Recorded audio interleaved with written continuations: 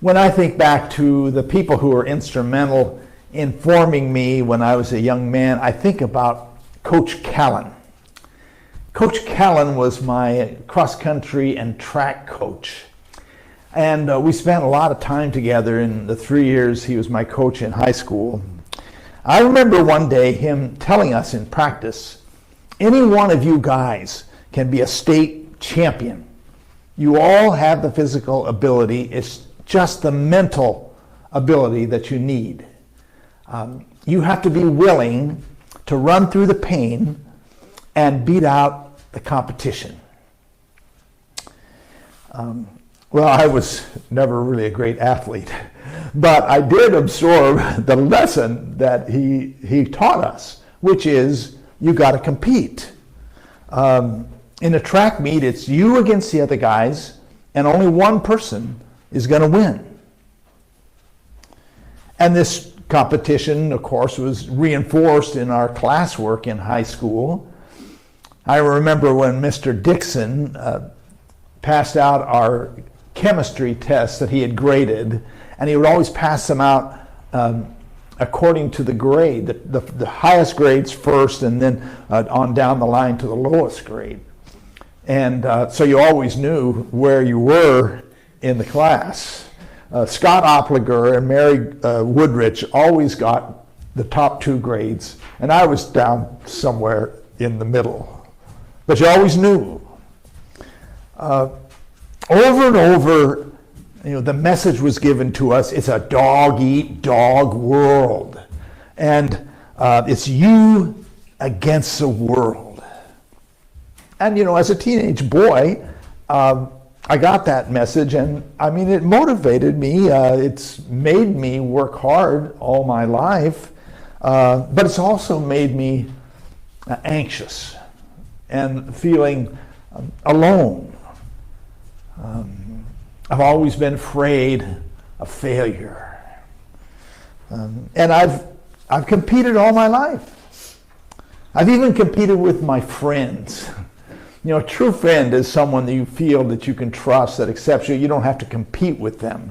But that message about competition was driven into me so much that I've even competed with my own friends. I guess it took me a long time to learn that I can be friends with someone and not have to compete with them. And it took me even longer to realize that human beings are not really all about competition. That's not the main thing about us. We're not competitors. We're all part of the same human family. In our gospel today, Jesus says, I am the vine, you are the branches. Seems like kind of a strange saying, because where does the vine stop and the branches start? Aren't they all the same thing? There's no clear line between the vine and the branches, which I think is what Jesus is trying to get at. The vine is the whole human family, and we're all connected to the vine like branches are to the main trunk of the vine. And the nutrients that flow from the roots out of the ground up into the trunk and into the leaves nourish the whole plant. We're all connected, the whole vine. I think Jesus identified with the whole human race. He identified with every human being. Because he had that identification, he could say, I am the vine. I am all people, and all people are connected to me. That's how much he identified with the human condition. Maybe you've had a sense of that connection at one time or another. Have you ever been with a group of people and you look at them and all of a sudden it occurs to you, I love these people. I love all of them. They're part of my family, part of who I am. I'm connected to everyone here. Have you ever felt that way? I have.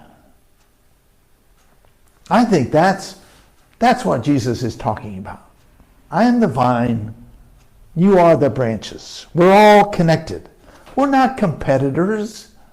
We're not atoms bouncing off of each other like billiard balls or something like that. We're all part of the human family. Jesus said, abide in me as I abide in you. He uses that word abide a lot. Abide means to remain, or to stay connected to, or to be in relationship. Abide in me as I abide in you. I believe that Jesus identified fully with everyone he met. And for him, the human family was his family. Remember that story? It's in Mark 3 about Jesus' family. His mother and his brothers were worried about him because he was going around saying strange things like, I am the vine and you are the branches. And they thought they ought to go get him and bring him home. So they went to where he was, and they couldn't get in the house because it was full of people. And so they sent the message in from the back, tell Jesus his family is here. Someone said to Jesus, your mother and your brothers are here. And he said, who are my mother and my brothers? And he looked around, he said, here are my mother and my brothers. This is my family. My family is the whole human race. So Jesus had grown in his spirit to embrace the whole human race, every human being as part of his family. He's not the only person who has come to this understanding. The great American poet Walt Whitman, had a mystical experience that he talked about in his poem Song of Myself. He wrote, swiftly arose and spread around me the peace and knowledge that pass all the argument of the earth. And I know that all men ever born are also my brothers, and the women my sisters and lovers. Same thing. The Trappist monk Thomas Merton wrote about an experience he had in 1958 in Kentucky. He says, in Louisville, at the corner of 4th and Walnut, in the center of the shopping district, I was suddenly overwhelmed with the realization that I loved all those people, that they were mine and I theirs, that we could not be alien to one another even though we were total strangers. It was like waking from a dream of separateness. And Mahatma Gandhi, the great leader of independence in India in the 1940s, says, all humanity is one undivided and indivisible family. So many people have recognized this reality. So why is it that there are so many divisions in the world? Why is it that people feel like they have to judge others and separate themselves from others and make distinctions about others and put each other down and go to war with each other? I don't know. We're all part of the same human family. These are our brothers and sisters. They're connected to us like branches on the vine. And we're all connected to the same God, the same source of life. I think that's what Jesus is saying in this passage. I read a story recently about a woman named Jacqueline Noble-Gratz. When she was a little girl, her uncle gave her a blue sweater, and it became her favorite sweater.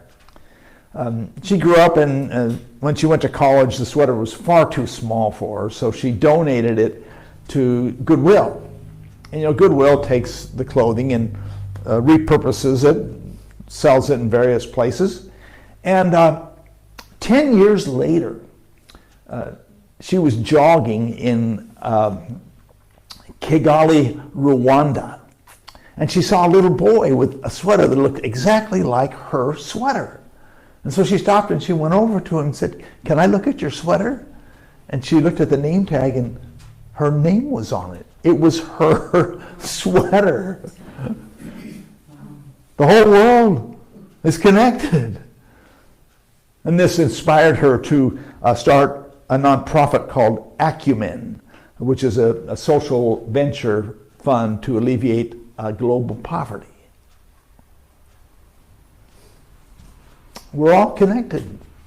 The whole human race are all part of the vine of God.